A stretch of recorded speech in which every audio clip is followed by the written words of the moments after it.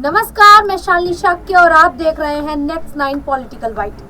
गाजीपुर से सपा सांसद अफजाल अंसारी ने सीएम योगी को लेकर बड़ा बयान दिया है। अफजाल अंसारी ने कहा कि योगी आदित्यनाथ ने संभाल दिया, नहीं तो पीएम मोदी चुनाव हार गए होते। पीएम मोदी का जादू खत्म हो चुका है। पीएम मोदी जहां से चुनाव लड़े उसके आसपास की चंदौली, गाजीपुर और मछली शहर सभी सीटें हार गए। और क्या कुछ कहा है, देखिए इस मीडिया रिपोर्ट। अरे भैया, संभाल दिया योगी आदित्यनाथ है।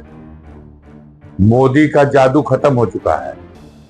आप बताओ, मोदी जहां से चुनाव लड़े बगल में चंदौली नहीं बचा, गाजीपुर नहीं बचा, मछली शहर नहीं बचा, 3 तरफ से बनारस घिरा हुआ है, तीनों सीट हार गए। और मीडिया हमारा कहता था कि मोदी जब लड़ते हैं तो उनकी हवा जो है पूरे पूर्वांचल में और उसके बाद बिहार में और बंगाल तक चली जाती है।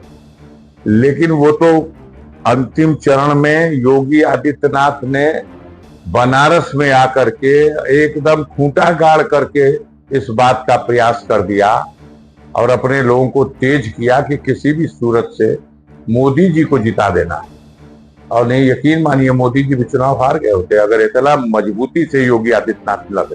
सर, आपका कहना है कि यूपी में मोदी की हार हुई है लेकिन योगी सफल में। हमारा ये मानना है कि 33 सीट जो मिली है उसमें 30 सीट योगी आदित्यनाथ के प्रयासों, मेहनत और उनके चेहरे पर 30 सीट लौट के आ गई।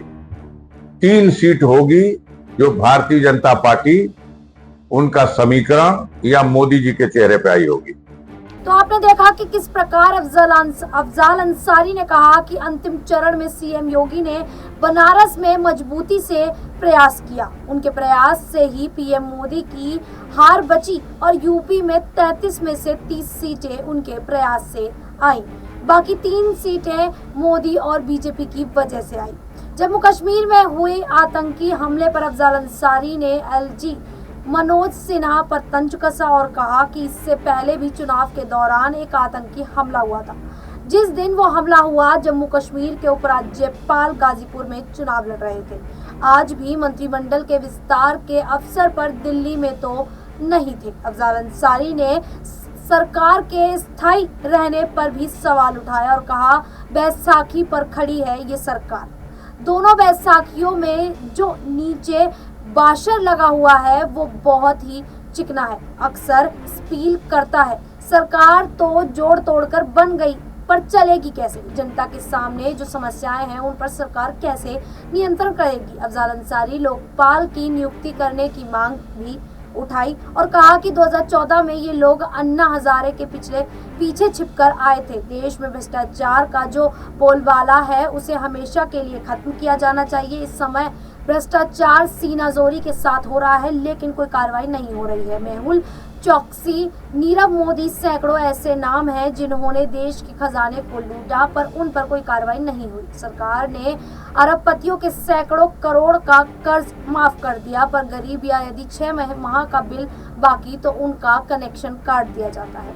आज गरीब और मध्य वर्ग के बच्चों को पढ़ना मुश्किल हो गया है। स्मृति ईरानी के मंत्री न बनाए जाने पर भी अफजाल अंसारी ने तंज कसते हुए कहा कि तमाम ऐसे चेहरों को मंत्री बनाया गया जो चुनाव नहीं लड़े, लेकिन स्मृति ईरानी चुनाव हार गई, जो आज उनको मंत्री पद से हटा दिया गया। जिस प्रकार से अफजाल अंसारी ने सीएम योगी आदित्यनाथ को लेकर बयान दिया, उन्होंने कहा कि उत्तर प्रदेश में बीजेपी अगर जितनी भी सीटें जीती है तो वो केवल सीएम योगी आदित्यनाथ के चेहरे पर ही, उनके बलबूते पर ही जीती है, नहीं तो बीजेपी हार जाती। पीएम मोदी के जो चेहरे का जादू है वो खत्म हो चुका है। जिस तरीके से अफजाल अंसारी ने ये तमाम बयान दिए, इसको लेकर आप लोगों की क्या राय है, क्या मानना है आप लोगों का, हमें कमेंट करके जरूर बताइएगा। इसी प्रकार की देश दुनिया से जुड़ी खबरों के लिए देखते रहिए नेक्स्ट 9 पॉलिटिकल बाइट।